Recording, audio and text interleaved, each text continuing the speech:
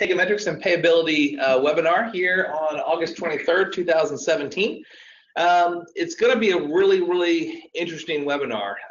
We've done a number of webinars, as everybody knows, or if you're new to the group, thank you very much for joining.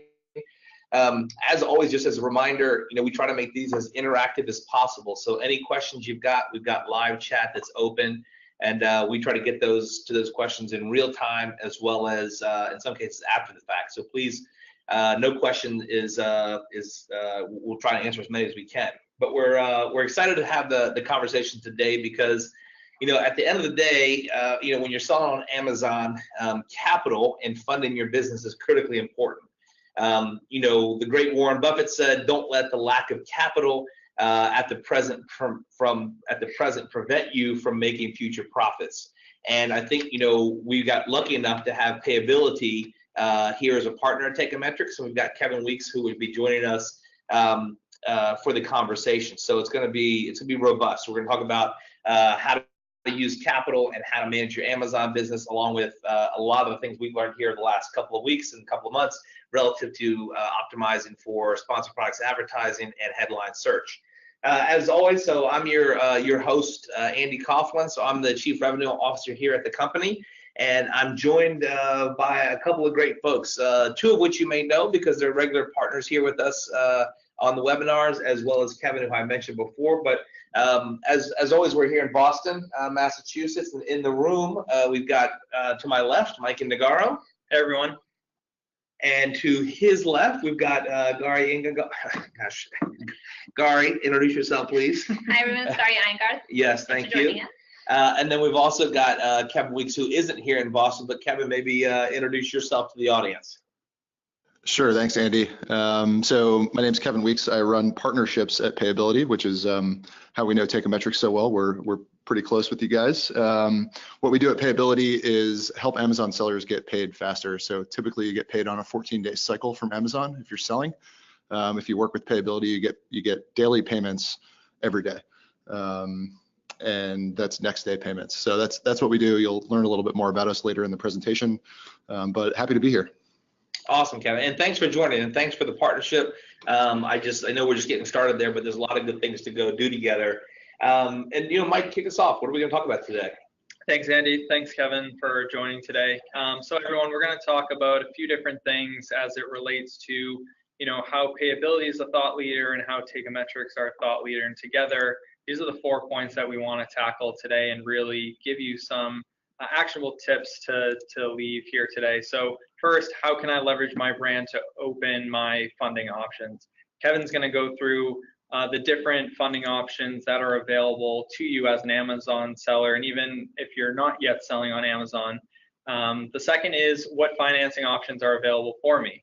Where should I invest my capital? So taking that capital once you've acquired it, and where do you spend it? Is it inventory? Is it marketing? We'll go through the best practices of where you should be spending that capital. And then lastly, how do I measure my investment? We'll talk about things like profitability, gross margin, return on investment, cash flow cycle, that will all ultimately help you understand the investments you're making and the return on those investments. So Kevin, can you kick it off and give us a little bit of background on ways in which you can leverage your brand? Sure.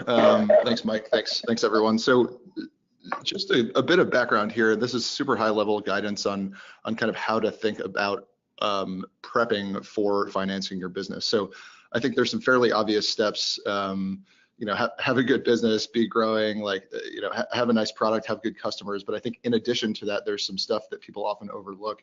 And that's what we tried to lay out here on this slide. So the key concept here is put yourself in the shoes of an investor or a lender or a partner and think about what they would want to see if they were going to partner up with you, either as an investor or a lender, and just kind of try to optimize for that. So some of the quick tips here we have, have a LinkedIn profile with a photo, explain what you do, explain, what your products are, why they sell, get to know your customers really well so you can relay those customer success stories onto potential investors. This is what investors look for. In a previous life, I worked on Wall Street for 6 years, and And this is the kind of qualitative stuff that any sort of financial partner would look for. I don't know if you guys want to jump in here at all with any of your thoughts on this, but my key principle here is just, what would investors be looking for, and how can you try to optimize that before even starting the conversation with them? Hey, Kevin, I thank you for that. I think that it might be helpful for the group, because you touched on it a bit, though, but a bit more on your background and what gives you kind of the credibility to guide the group in terms of how they should be thinking about it. You talked about Wall Street, maybe a little bit there, and then I know we've talked about, kind of how you were raised in the family that you were raised in. They were small business entrepreneurs, right? Yep. Yeah, absolutely. Thanks, Andy. I like when other people tee me up to talk about myself. So here it goes. So yeah, I spent about 6 years on Wall Street in both investment banking and in private equity. So in investing capacity, looking at businesses, thinking about how, looking at their fundamentals, thinking about how to invest in them in one way or another. So that sort of underpins a lot of the stuff we'll be talking about today. But even before that, as Andy alluded to, I come from a family of entrepreneurs. My folks were small business owners up until actually a couple months ago. They were in the commercial janitorial space, so certainly not too similar to Amazon sellers, but a lot of key principles that kind of hold true across all businesses here in the United States. So learned most of my business stuff from my mom and dad, to be honest. And then, yeah, I've been with Payability for a while now, sort of melding the two, working with small businesses. We're obviously a finance business, and actually in between Wall Street and Payability, I ran a digital marketing agency. So know the grind of running a small business, and you guys will talk about advertising later. That was my life for 2 or 3 years. So kind of a couple check boxes that I can talk about. I think that's critical, and thank you for I know it's tough, again, you're a humble guy, but I think it's important that the group understand kind of, who they're listening to, and given you kind of walked in their shoes and you're willing to, kind of listen and learn is really, really helpful, and it's the essence of who we are at Teikametrics as well. And so I think, as we kind of round this, this quick slide out, what would be the 2 or 3 big ones that you've seen where, folks have come looking for some sort of capital in some way to finance their business, whether that's receivables or whatever that might be? What are the 2 or 3 real, kind of eye openers that if you don't do these 2 or 3 things, getting some capital to maintain your business or go grow your business would be prohibitive? So what would be those 1 or 2 things that you've seen folks not actually have? Yeah, it's a great question. I think if there were 2 to optimize for, it would be customer feedback. So really understand what your customer cares about and how you are uniquely positioned to deliver that. Again, I think that holds true for every business, but especially for Amazon sellers because it's so competitive out there. So really understanding why you're in business and why customers seek you out to do business with you is super important. And then the last one, again, maybe I over-index on numbers because I was sort of raised in finance, but know your numbers. I mean, well, it's actually more than that. It's know your business and know your own story, and as a part of that, know your numbers. So, if someone if someone wants to know how many sales you did last month, you should know that you're running the business, and however you operate your business should be front of mind at all times, and that's what investors are looking for. Do you really live and breathe this every day? So if I had to pick 2, those would be the 2. Awesome. So Kevin, I know that Payability does a lot with receivable financing, but walk us through, and a lot of this is, might seem obvious to those of you, but I think, Kevin, what you can do is walk us through the options available for financing and capital acquisition, and then go into ways in which you can use all of those, lines of credit, whether it be friends or family, all the way down to online lending. Sure. Yeah, thanks, Mike. I think this slide actually sort of leads into all the next 6 or 7 slides because we'll talk a little bit more in depth about each of these. But just as a quick heads up, this is what we'll be talking about. Sort of pros and cons and when you might consider each type of sort of typical financing. So whether that's friends and family, credit cards, both of which you're probably familiar with, kind of probably in business and outside of business, a bank loan, online lending. I kind of lump those together. Crowdfunding is relatively new, and we can talk a little bit more about that because it might be interesting for certain folks that are really trying to build a consumer-facing brand. And then finally, receivable financing, we'll give a little bit of an update on what payability does and how it differs in some key ways from these other types of capital. Perfect. So we'll kick things off with a slide, get a feel for how the audience finances their business. So I'm going to cue this slide up. You'll have a couple of minutes here to participate. Yeah, this will be interesting. And I guess, hey, Kevin, so why the group's putting that together? Before we kind of yield the results, everybody, thanks again for participating. Of course, all this is anonymous. It just helps frame the conversation, as you'd imagine. Kevin, what do you generally see? Now, kind of being in this space for some period of time now, particularly with payability, how are you seeing people actually finance their business? What's the story that you're seeing or you're hearing? Yeah, it's a great question, Andy. I think we typically see a combination of all these, to be honest. People are scrappy, Amazon sellers are scrappy, and that means turning over couch cushions and really, leaving no stone unturned in terms of figuring out how to put money in that business, buy more inventory, and sell it on Amazon. So we often see some combination of friends and family and credit cards from everyone. That means, that can be payroll, that can be software purchases like Teikametrics, that can be, inventory financing. So that is probably true for most sellers. And then the other ones we'll get into when you'll see those, sort of what size of businesses you'll see those from, but definitely the most common is kind of the first couple. My guess is everyone who's answering the polls, they sort of take that for granted, and it's sort of like the questions like, what's your highest level of education? Like, you don't check high school if you've been to college. My guess is we're going to see some of that in the results here. A combination of the above. There you go, 56% combination. So Mike, what are the results there? What do you see? Yeah, so 56%, a combination of the above. The next biggest is bank loan or online lending at 26%, and then split between credit cards, receivable financing, or friends, family, and crowdfunding. Awesome. Yeah, it's interesting on the bank loan and online lending piece. I know that tends to be an option. We'll talk about this a little later. That tends to be an option for slightly more mature businesses who've been in business for a little bit longer. So that's interesting to hear that the folks on this call, on this webinar, have access to that type of capital. Yeah, I think it's a good call, and I think it's important just for the audience here. We try and cover a wide breadth, right? Because we have folks that are brand new to Amazon, and we have folks that have been on Amazon for 5 years. So it'll be interesting as we continue to engage with the group here. And again, please, any questions that you've got or points that you'd like to make, please put those through, and we'll do our best to address those. So here we are. So Mike, where we go? We're going to start with friends and family, yeah? Yeah. So Kevin, bring us through the pros and cons. I mean, I certainly can think of a few pros and cons of working with family, but would love to hear your take on it.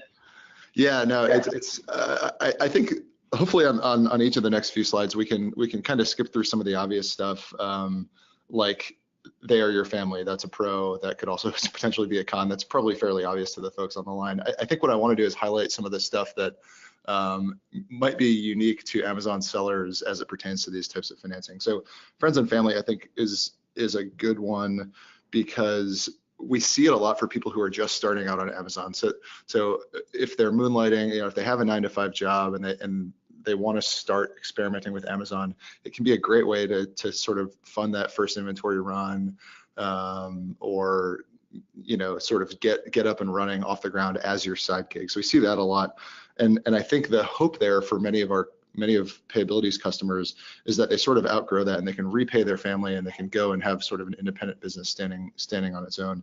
But I guess sort of definitionally, we see this kind of the most. And again, people tend to hope to sort of quote unquote outgrow this particular type of financing.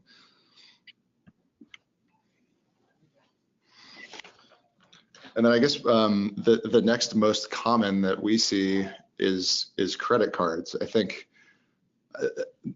my assumption is that's a function of people just being familiar with credit cards in their daily lives, and sort of understanding how simple they are to use, especially when you have a business that requires a lot of investment. So in the Amazon seller's case, that means purchasing inventory, and then putting it on Amazon and selling. Andy, you mentioned my parents' business. They didn't have a ton of inventory because they were selling labor. They were commercial janitorial business, so they paid people in, on payroll cycles. So, they didn't finance their business with credit cards. But for an inventory-based business, like an Amazon seller would be, this totally makes sense.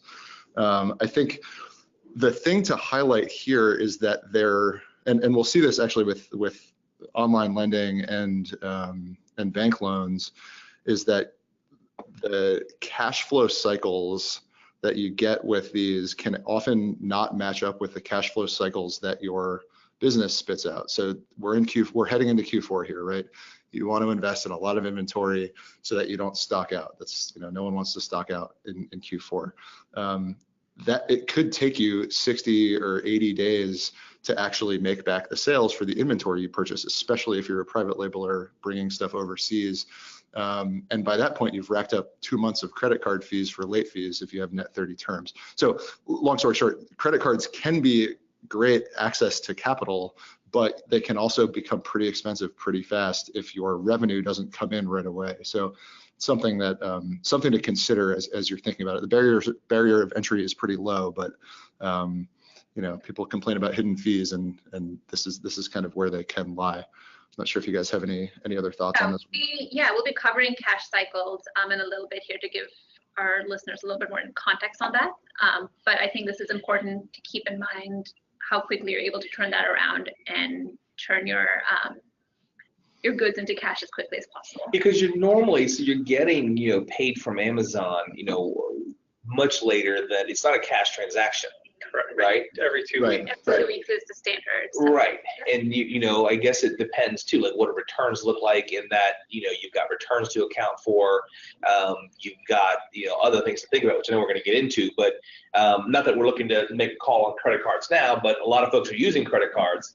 I'm curious for the audience too, like what are the pros and cons there? I think you guys have covered it off, but there's probably something else we're missing there. Yeah, and it definitely seems like and Kevin, you'll be able to weigh in, but for each of these financing options, there's definitely a particular stage or a type of investment you're trying to make. Like maybe credit cards are better suited for, advertising on Amazon rather than, spending all of those credit cards or racking up your limits on inventory, which you're required to pay out maybe every couple of weeks because you're turning over inventory so quickly. And we'll get back into that further in the presentation. Yeah, and the other just quick thing to think about with credit cards is you may not think that your credit limit will be a limiting factor today if you're just starting out or if you're in a period before you expect to grow. But you need to factor in those limits because the plan is to grow, right? So if you're only spending half your limit, but you want to double your business, well, all of a sudden you've hit your limit if you hit your goals, and that can be really frustrating for sellers. We have a couple customers who have spoken about that, a couple case studies on our website about folks who use credit cards to their advantage up until they hit the ceiling on how much they could spend on them, and then they came back to the drawing board and thought, well, now what? This was great until it ran out. So something else to think about, especially if you're planning rapid growth or expecting sort of natural growth heading into Q4. Right. And I think this next one with crowdfunding is probably the most interesting to me, working with some larger brands. And this one's a little bit different because you're actually requiring an upfront investment to have a strong digital presence. Yeah, exactly. This is something that we actually saw a lot when I was running the digital marketing agency prior to joining Payability. We worked with a few new brands looking to launch via Kickstarter or Indiegogo or a similar crowdfunding platform like that. And it's sort of backwards in some ways. They're going on there to hopefully raise, I don't know, let's pick a number, 100 grand to pre-fund an inventory run for their first run of a product. And in order to do that, they need, call it 20 grand in marketing expense for a product that doesn't exist yet. So you kind of actually need entry capital before you even can think about raising capital via crowdfunding, which I think a lot of folks don't really consider when they start poking around on Kickstarter and Indiegogo. But to do it successfully, you either need an existing audience, which tends to mean you're already a brand, or you need to build an audience, and that often costs money.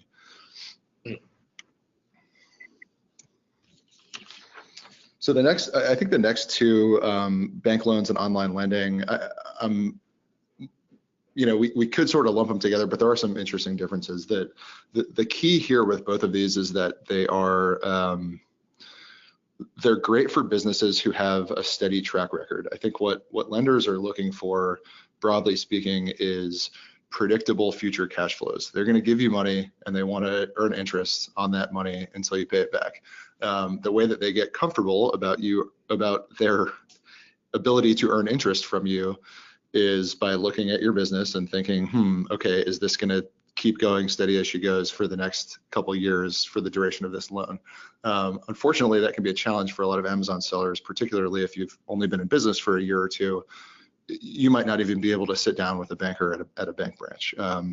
They often want to see 2, 3, 4, 5 years of financials, and in many cases, Amazon sellers, just kind of the nature of online selling and selling on Amazon, haven't been around that long. So, but the benefit is lower interest rates often, and a good, generally a good sort of pile of cash if you can get one of these loans. So worth looking into, but potentially not an option for many Amazon sellers.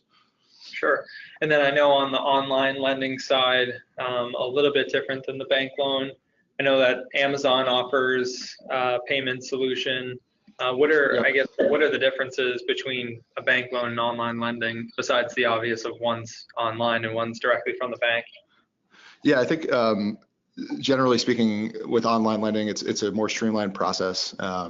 So you can kind of do it all online. You can get a quicker turnaround on the response if you're qualified. Again, that's a big if here.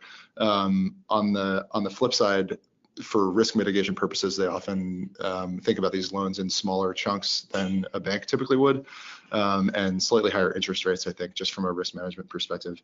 The one thing to note here, just like we mentioned with credit cards, is that the cash flow could be a mismatch with your cash flow as a borrower, which can get you in hot water if you don't have enough money to cover your interest. So again, if you look at the last year, say on Amazon sales, and look at your profitability month over month or every 2 weeks, you'll probably see a spike around Prime Day. You'll see a spike in Q4, which means there's sort of troughs in the middle there. And if you look at all of your expenses, the question becomes, would you have had enough money to pay back this interest on a loan? Because if you can't, then you start getting hit with fees, and that can be quite frustrating, because these require consistent, regular repayments. And I guess last but not least is something that's not a loan at all. It's called receivable financing. So this is something we at Payability know a lot about, because this is squarely in our wheelhouse as a business. So what any retailer knows about is frustrating payment terms, and Amazon sellers in particular, as we talked about a couple times before, they get paid typically 14 days after they make a sale. That can be really challenging, because that's actually your money as a seller, and it's your cash as a seller, and it's just sitting in Amazon for 2 weeks before you can do anything with it. So what we do at Payability is we get you that payment the next day after making a sale, and we get that payment to you daily. So rather than wait every 2 weeks for a big chunk, you get next day daily payments. What's interesting about, what I think is interesting about what we're doing, and what our couple thousand customers think is interesting about what we're doing, is that you're not actually taking on any debt. So there's no interest, there's no repayments. You're literally just getting paid more quickly, because we are forwarding you that money that you would have received from Amazon 2 weeks later, and then in 2 weeks Amazon pays us. So we're just forwarding you that receivable earlier. So that can be a more comfortable way for folks to finance their business, because, like I said, there's no interest, there's no risk of not repaying, because it's your money, you're just getting it faster. Right, and with getting that capital faster, if sales happen that day, potentially you can get that cash that day or even the day after. How do refunds and cancellations come into that equation? Yeah, it's a good question. So refunds, A to Z claims, that sort of stuff, we reserve for. So if you're just starting out with payability, you'll get access to 80% of your daily sales the next day, and we'll pay out the remaining 20, which we call the reserve, when Amazon pays us, and from that 20 we'll remove our 2% fee. So that's the fee of doing business with payability, is 2%. For folks who have been with us longer, who tend to have lower return rates and that sort of stuff, that 20% reserve can be down in the 15 and 10% range. But that's how we take care of that. Okay. Perfect. So when you're considering where you want to invest your capital, there's a few different areas. So it's product, branding, and marketing, which the last two sort of go together. But when it comes to investing in your product, there are two important things to think about. You want to do your research, and you want to look into your manufacturing processes, especially if you're a brand. So when you're doing product research, it's key. The key is to make sure you're not just jumping in on trends. So you want to invest in a product that you can get behind, that you have some expertise in. So while you want to, be aware of what the trends are, you don't want to just be making trendy products because they're going to stop selling 2 or 3 months from now. So you need to research, know the competition, see who else is out there, and then figure out a way to differentiate your product from others in the market. And you have to make educated decisions based on data. So it's not necessarily going to be being defensive of your product. You want to see what the market is telling you. You want to see what your customers are telling you before you invest heavily into a particular product. And it's worthwhile trying maybe a couple of variations to start with before getting a whole volley or a whole catalog and going into it whole hog. Yeah, and I think tying this to the lending options, you're probably, a lot of consumer brands are most likely using crowdfunding to source this type of activity. I mean, Kevin, you mentioned, an example of, getting that capital up front to launch a campaign, but then, you're seeking investment from people that are willing to fund your brand through crowdfunding. And that's really where, a lot of people take the time to R&D for their product and really, bring their product to market. Yeah, all of this research initially is going to pay off for you because you're going to land in the marketplace with a stronger product versus, diving in and just doing a variation of what everyone else in the marketplace is doing. So, there are thousands of fidget spinners out there. Everyone's doing that. And it's easy to get your own, but if you invest in a product that's more differentiated, you're going to have more lasting impact and have a more evergreen business. Examples. Yeah, investors will know that. I was going to just jump in. Investors will see that. They'll see that you care. They'll see that you do your research. They'll see that you're not just trying to be the 1,001st fidget spinner out there. They'll see that you're really doing customer research, and it's up to them whether they believe that's valuable, but they'll appreciate that. Yeah, and taking this back to the manufacturer, you want to make sure you have the right kind of relationships because these are the people who are going to be responsible for making your product and getting it to market. So thinking long-term here, which any sort of investor is going to be looking at as well. If you want a business that's sustainable, you want to be investing and going into partnership with a manufacturer who can keep up with increased demand because of course you're going to want increased demand.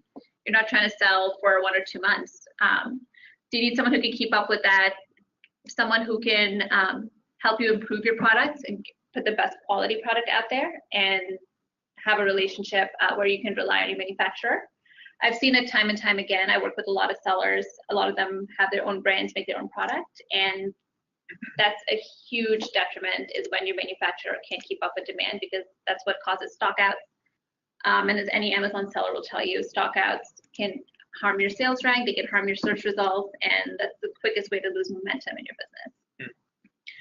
Can I just jump in here real quick on the relationship of manufacturing or with the manufacturer? So we've actually heard anecdotally from our customers that they use their payability financing to pay their manufacturers early, and in many cases get like 5 or 10% discounts for paying their suppliers 15 days earlier than the other folks that the suppliers do business with. So for them, they pay us 2% to get daily payments, and then they turn around and turn that into 5 or 10% discount. So it's something to think about if you are building long-term relationships, is think about how you can beat their terms, because that makes them happy, and a happy supplier means that they're going to work harder for you in a bind. Kevin, I would say that's the worth the cost of admission today. That little nugget there, I think that is extraordinary. And I tell you what, in previous, and by the way, the cost of admission is free, but it's very, very, very, very yeah, valuable. for what it's worth. Thank you. Yeah, no, but it's very valuable. And I would tell you, in previous webinars, just talking to hundreds of customers, that is a muscle that needs to be strengthened, is the relationship that you have with your manufacturer, and to leverage the terms that they give you. Because in most cases, you're going to be net 15, net 30, where, to your point, gosh, if you're able to massage that in some way, like we always encourage, try to get 60, 90, 120-day terms. But boy, if you can go to them with real cash, that seems like that's a bit of a home run. I like that quite a bit. I think that's an excellent point of view. Right. I mean, if you can say net 30, well, what if I pay you in 15? Their jaws will be on the floor. And no one's ever said that to them. So anyway, I'm not recommending everyone do that, but it's that sort of thinking outside the box that might actually increase your margins, because you blow these people away with questions like that. Yeah, I think that's excellent. Yeah, and I think it ties into, next, investing in your branding. Getting more margin means that you have more capital to invest in things like branding. So specifically on Amazon, there's a few different things that you can do. You want to be able to tell your brand story. There's enhanced brand content that most of you are aware of, that traditionally was available as A+ content in Vendor Central, but as of a few months ago, that is available for brand registered sellers. So now, once you have your capital, you really have to be able to tell your story so that you can sell through that inventory that you just purchased. And it is often very difficult to do so on Amazon, because there's so many different products. I mean, you take the fidget spinner example. How do you as a seller differentiate yourself from 1,000 other fidget spinners? It's things through enhanced brand content. Maybe you have a fidget spinner that lights up. Amazon allows you to tell that story, and then what you can do is build awareness and drive traffic to that product through sponsored products, headline search ads that are really new to the Seller Central side. And then lastly, branding goes all the way down to the customer care and what you're doing on the service side for your customers. So making sure you're following up, you're getting feedback from your customers, that all just embodies the brand and really is going to get you ROI much more quickly when someone knows your brand story. And it actually is going to help you gain that capital a lot more quickly, because people are more interested in purchasing your product because it has a story, you have an excellent marketing strategy, and you have a good customer care feedback loop to really bring it all together.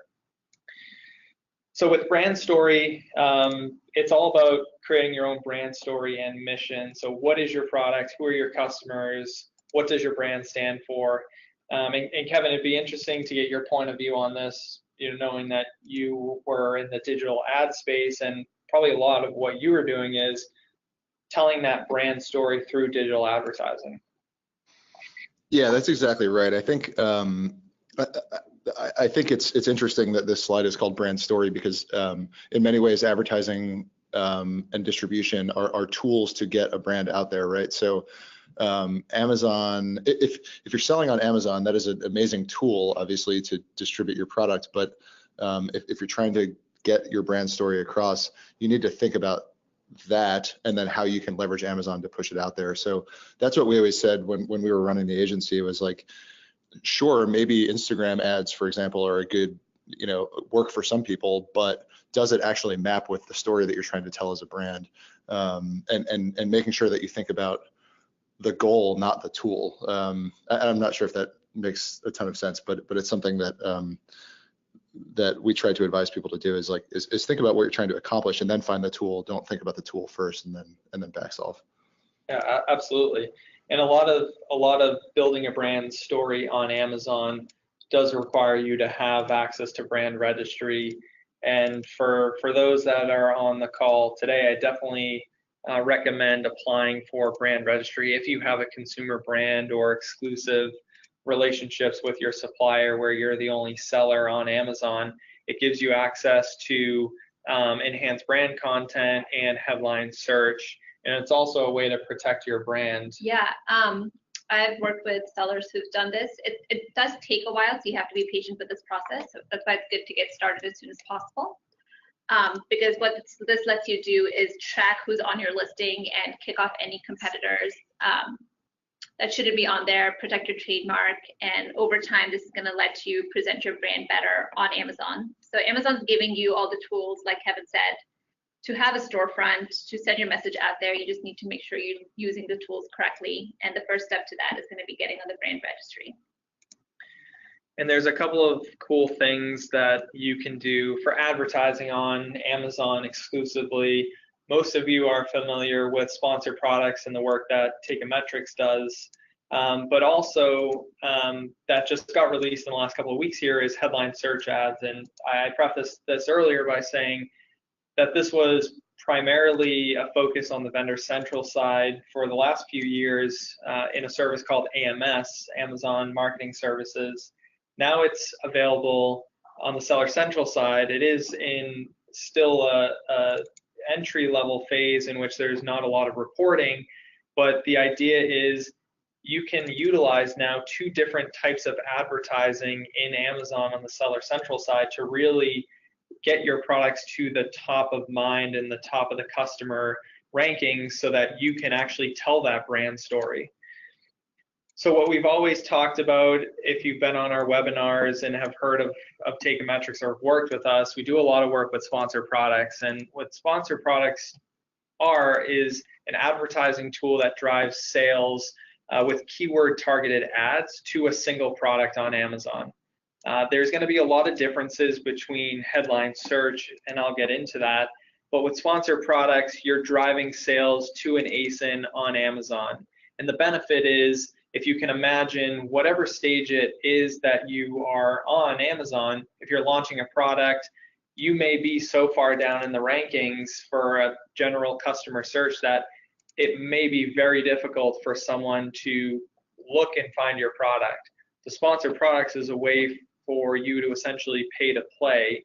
And again, tying back to capital and inventory turnover, you want to be making that investment up front to get your products to the top of search so that you can get paid for those products that you've invested hundreds of thousands of dollars in. And Kevin, we sort of had this conversation yesterday when we were rehearsing, but would you mind diving into, what sort of financing you see customers use for running marketing and advertising versus what they use for inventory? Yeah, sure. I think all this stuff obviously depends on the type of business that you're running, but for folks who have Amazon as a piece of their broader business, we often see folks using their payability account to fund external advertising. So if they're doing, say, retargeting back to a Shopify site, or they're doing paid, Instagram or Facebook ads back to their home site, which a lot of brands often do to try to diversify away from Amazon, that can be a great use of using your capital today instead of 2 weeks from now. Interestingly, I think, and you guys would know this better than I do, but I think if you're doing sponsored products, you can actually pay out of your 14-day receivable from Amazon. So we actually don't really see folks using payability for that specific purpose, but they'll use payability to, buy inventory or hit payroll or those types of things. I have another question for you guys on that, actually, in terms of like how to target how much to spend for a given product. I know people have some benchmarks in their heads for steady state, but I think I've heard, at least anecdotally, that sellers should not really worry about those benchmarks until they've gotten to steady state in terms of how much to be spending in a given product on advertising. Yeah, I feel very strongly about not having a budget, and it might sound silly to some people listening, but how sponsored products works is it does impact your organic sales. So you don't necessarily want to cap that off or put a benchmark on, I have a $20,000 budget. It's not your traditional digital advertising world. And Kevin, you may know a lot about this, where maybe some larger consumer brands, they have like a $5 million digital advertising budget, whereas on Amazon, it's almost like you keep pouring gas on the fire, and as you continue to spend more on sponsored products profitably, that's actually going to impact the organic sales of your Amazon business. So I for those listening, I definitely wouldn't put a cap on, or even have a go-to market strategy that says, I only want to spend $25 a day. You want to take it week by week and see what that $25 gets you in return. If it's, $1,000, then spend $50 and see what that gets you in return. Yeah, and I think it's important to understand that this is going to be different for different products, and it's okay to have a few products be your loss leaders. So if you think of a grocery store where the grocery store loses money on the milk, they put it all the way in the back of the store because they want you to stop at all the other aisles along the way and pick up those products. And especially as a brand, this is going to be an important strategy, because you kind of tempt the consumer in with one product that you're okay with taking a loss on, because you're trying to build up your brand and drive them towards those higher ticket items, which are eventually going to sustain you. Yeah, and that will be very important when talking about headline search. So headline search is going to run a little bit differently, and we'll get into that once we collect the poll results. But very preliminary, it looks like about a quarter of you are spending $0 to $500 per month in headline search. Almost half aren't using headline search, and then a few greater than $500 per month in headline search. So those are good results to see. So with headline search, I think the conversation, Gary, about the milk is really important, because, and the loss leader discussion is really important, because headline search it's such a different type of advertising. Both sponsored products and headline search are both pay per click, but headline search is more about brand awareness and promoting your brand, whereas sponsored products is, it's in the search. Customers are clicking it because they have an intent of purchasing. So with headline search, you're driving sales and brand awareness, and you can do this to promote a product assortment. So instead of just driving traffic to a single ASIN, you can have a large banner that sits on top of Amazon.com in the search, and you can have a lifestyle image, you can have a slogan up to 50 characters, and you can have up to 3 ASINs to really show, hey, this is my brand, this is what we're all about, and you can do that in those 3 aspects. And then from there, you can drive that traffic to those 3 ASINs, or you can drive that traffic directly to a landing page. And this is where headline search is a little bit behind on the Seller Central side, but it's a way in which you can drive sales to a landing page and have several ASINs, and it's a way for you to really display your catalog. Now, what's happening or has happened on the Vendor Central side is you, as a seller, often are able to create a customized storefront, and you can drive those sales or that traffic to that customized storefront where you can further tell your brand story. So I think, in the next few months, you'll definitely see that move over into the Seller Central side for you to be able to really take advantage of the headline search, but also once customers click on that ad, be able to have more capabilities to tell your brand story beyond just your product detail page. Yeah, and I think this is why it's important to run headline search ads concurrently with sponsored products, because you're building up your brand awareness with one and using the other to drive more sales. Yeah, and Kevin, I wanna one up you with a tip today for listeners. Yeah, so for sponsored products, I mean, a lot of sellers out there are familiar with sponsored products.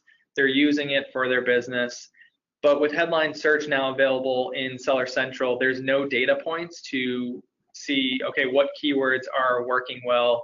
You can't download that data. So my advice for sellers out there is, if you already are running Seller Central sponsored products, download your data and pull out the best performing keywords and use that as a start for your headline search ads. You already have a good track record in sponsored products, so take that data, leverage it into the headline search. So hopefully that's helpful for everyone out there, especially if you're not using headline search ads. And it looks like, customers wrote in, agreeing that headline search ads are more of an awareness campaign. And I think that's really important because you have to be willing to spend more money investing in your brand rather than sales. And hopefully sales come for you. At the end of the day, you want to be capturing a good return on investment. But brand awareness is first and foremost the best part about headline search ads. And then to round out the conversation about investing in brand and marketing, what I mentioned before was customer care is so important. Keeping that feedback loop open is really important. So sifting through your customer reviews, it's a constant test and learn process. So maybe you go to market with a product that has a few missing features. Maybe take those reviews and go back to your manufacturer and make enhancements for the 2.0 version of your product. And the end goal is you want to be creating happy customers and then have them be brand ambassadors. And we see this a lot in the grocery space with supplements and highly consumable goods. Is if you create that first great experience and the customer really loves your product, they're most likely going to come back and purchase that product again. So keep that feedback loop open, learn from your customers, and continue to improve your products and your processes from there. And you can treat customer care as one of the ways to distinguish your product offering. So if you are in a saturated marketplace, like Mike was saying, your customer service can be how you set yourself apart from competitors. So we talked about financing options, what you should be financing, whether it's inventory, marketing. Now it's about measuring your investment. So there's a few different ways that we here at Teikametrics help sellers measure their investments, but we boiled it down to these 4 points, and the fifth being profitability. And all of these points lead towards profitability. So the first one that we're talking about is inventory turnover and days of inventory. So essentially with inventory turnover, very simply, it's just the number of times that it takes for you to sell through inventory during a certain period of time. So if you're, selling through inventory, every month, that's a 12, number 12. So you're selling through every 30 days, all those units that you've invested in, and that's the formula there. You're just taking the cost of that inventory and dividing it over your average inventory sold. And the obvious one is the higher inventory turns is more cash flow. So the more quickly you're able to sell through that inventory means more cash in your pocket, and that's going to allow you to invest that capital back into more inventory and keep the cycle going. And can I just jump in here on that one? This is a really key metric for any Amazon seller. I think especially on Amazon, since frankly it is a very competitive marketplace and prices can fluctuate wildly, therefore profitability can fluctuate wildly. It's really important to maximize inventory turns for a given sort of opportunity window, right? So if you have a product that is working, it's safe to assume that it will look different from a financial standpoint a year or 2 years from now. So really making sure that if there is demand, you're meeting that demand and turning through inventory as fast as possible at a given margin is super important. My guess is the folks on this webinar know that, and intuitively, but it's worth underscoring. This is why any of these financing options, in particular, obviously payability, is a great way to think about growing your business. Maybe your margin stays the same, but if you can turn through inventory, 14 times in a year instead of 12, that's 2 more cycles at that same margin. That's more cash in your pocket at the end of the year. So it's something to optimize for sure. Yeah, it's a really good point, and going hand in hand with that is days of inventory. And I think that is even more important with the cash flow conversation, the financing conversation, because that's pretty much telling you how many days do you have left until you stock out? And knowing that amount of days is going to help you, understand maybe what financing option is good for you, or how quickly should you be turning over inventory. If you only have days of inventory of 2, that means in 2 days you're going to stock out. And if you don't have the capital and the lead time to replenish, we all know that Amazon going out of stock is really a danger zone, and you're going to be able to impact days of inventory by getting more inventory out there onto Amazon and through FBA. And just to underscore one point there, while we're on it, is that unlike in brick and mortar retail, a lost sale on Amazon actually hits your wallet in more than just the value of the lost sale. So if you have a storefront and someone comes in looking for a certain product, they might just stay in the store and go buy another product, or they might say, I'm going to come back tomorrow. But there's no sort of knock-on effect of being sold out of a given item. On Amazon, obviously there is. If you're stocked out, Amazon won't show you, and that can hurt your momentum, and that can hurt future sales. So it's worth keeping that in mind, that stockouts are more painful than just units times revenue. Yeah, and even worse, that customer may go and purchase, a competitor's version of their product, and they may have a fantastic brand and a good customer feedback loop, and then you're missing out on potentially even more sales down the road. So there is a large opportunity cost that you could be missing out on. Perfect. So the next metric we're going to dive into is GMROI, which is gross margin return on investment. This is a good one to know because it tells you how much you're getting back from each dollar invested into a particular product. So we have the formula up here to give you a little bit more context. We can give you an example as well. Perfect. Yeah, and pretty simply put, it's measuring how much profit you get from every dollar spent. So if you look at this example, if your gross margin's 40% and you have $100,000 worth of inventory over an average of $35,000 cost, that's 114% GMROI, or gross margin ROI. And what that means is you're making $1.14 for every $1 spent. So really what it is it's unit economics. And how you can easily think about it is anything that is over 100%, you're putting yourself in a profitable position. So you're making more than you've spent.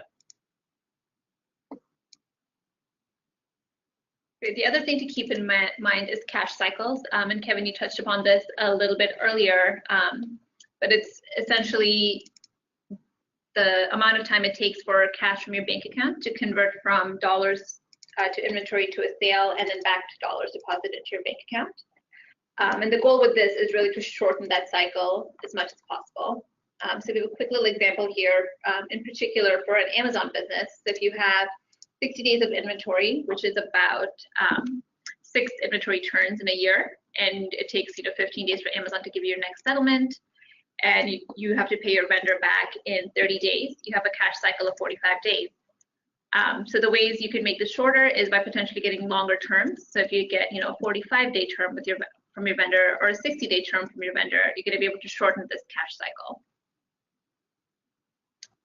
Is there anything you'd like to add in there, Kevin, with cash cycles and financing? Yeah, sure. I mean, I think we're towards the end of the hour here, so I'll just do another plug. The other way to do it is to shorten that middle piece, which is days until Amazon settlement, right? So if you get paid on 14-day terms, if you use a service like Payability, you get paid on 0 terms, and all of a sudden your cash cycle, instead of 45 days, you've cut it by 33% to 30 days, which in turn can, I guess using the word turn is confusing here, but that can get you more inventory turns in a given year, right? If your cash cycle is 30 days instead of 45. Right, and a question that's come in through the audience is, what is a reasonable inventory turnover ratio? And it's going to depend on the category, but you want to be turning over inventory as much as possible, especially when you have capital tied up. Like if you invested in $1 million of capital or inventory and you only had a turnover of 1 time per year, you're not going to collect back that investment for another year. So you want to be investing products that are turning over quickly. And also in Amazon, you're getting hit with things like long-term storage fees. So if your inventory turnover is greater than 6 months, then you're definitely going to be in a position to get hit with long-term storage fees, as Amazon will ding you after 180 days of having your inventory in FBA. So those are definitely things to think about, is, you know, how often do you want to be paid, and how often do you want to be covering the investments that you've made. It's also an important point to note that as an Amazon seller, you probably have an intuitive understanding of the seasonality of given items that you're selling. So it's hard to generalize for the whole business what your inventory turnover, frankly, any of these metrics should be. But I think on a sort of category by category business, it'll vary wildly, even by seller. So for example, if you're selling Halloween costumes, you might only run through an inventory order once per year, but you'll do it in like 10 days. So that ratio could look out of whack as compared to the rest of your inventory that you're selling for the other 355 days of the year. So the point is, know what metrics matter for what type of seasonality and what type of products you're selling. Yeah, absolutely. Couldn't have said better myself. And of course, all this, knowing all these metrics and terms and being ahead of it leads to profitability. So I mentioned it earlier, but the more profit you have, the more wiggle room you have to put that capital or that profit back into the business, whether it's more inventory, whether it's paying employees or investing in advertising. At the end of the day, it's all about profitability. So that pretty much concludes it for today. I have a few questions coming in. Someone's asking about the formula for GMROI. So again, for everyone, the GMROI calculation, I'm just going to go back to it real quick so that you can all visualize it. It's right here. So it's gross margin percentage times revenue over your average inventory cost during that period. And just as a reminder, we will publish the webinar as well. So all of the recording, of course, will be here along with the deck. So anything that you may have missed will be there for you really at any time. So thank you for that question. I don't know, Mike, you've got a few more. We'll try to get to one or two quickly. Yep, on the customer feedback side that we talked about, customer asked, what is the best time, or when is the best time to send a request for customer feedback after an item is delivered? And again, it's going to depend on the type of product. If if your customer is using your product immediately, then it's safe to say, within 7 to 14 days of delivery, to capture that feedback, whether it's in email. You want to be getting it as it pertains to the usage of your product. So you don't want to send the person the product and immediately send the feedback. You want to give them time to use the product and be able to give you substantial feedback. Right. So the counter example to that is something seasonal. So like Christmas lights, someone buys them on, December 1st. Don't ask for feedback on December 7th. Maybe ask for feedback on January 7th after the season is over. Right. Good point. So, gosh, I mean, that was quick. So everyone, thank you very much for your attendance and your participation. I know how busy it is during the day, and we appreciate you spending some time with us. Hopefully it was valuable. If it was, please let us know. If it wasn't, please let us know. We're always trying to get better from what we're learning, both on the front side, working with customers, and of course working with Amazon on a daily basis. Happy to share all that as well. As always, we've got just a calendar of webinars that are coming up. The next webinar will be a big one. This has been one of the most popular subjects that we've had. Mike touched on it a little bit today. Mike and Gary touched on it today, but on September 6th at 3 o'clock, we'll be hosting a webinar around the most common mistakes that we've seen with Amazon sponsored products. So please join us for that. That's usually very heavily attended. And then, very importantly, if you're still with us, we've got some very good news to announce. We've launched the Sponsored Products Optimizer now about 100 days ago, and has been very, very successful, both for our sellers and the feedback from Amazon. They really love that we're helping sellers in this way. both save, hours and hours of time during the day, and of course delivering the best return on your advertising dollar. So rather than offer demos any longer, we actually now have a free 30-day trial. So the link is posted there. It is extraordinary. That's being objective, believe it or not. We've gotten great reviews. The Net Promoter Score is very high on the product and the team. So please do take advantage of that. It doesn't cost you anything. Just download the demo and take a look and see the value that it's going to offer you there. We'll post that and then we'll send it out as well. So that's it, guys. It's 4 o'clock here on the East Coast. Everybody have a great, productive day. Please forward along any questions to us as well as Kevin. Kevin, always a pleasure to spend time with you. Thank you so much for your investment of time, both in preparation and sitting and working with the folks on the phone, and looking forward to spending more time together. Thanks, everybody. Thanks, everyone. Thank you.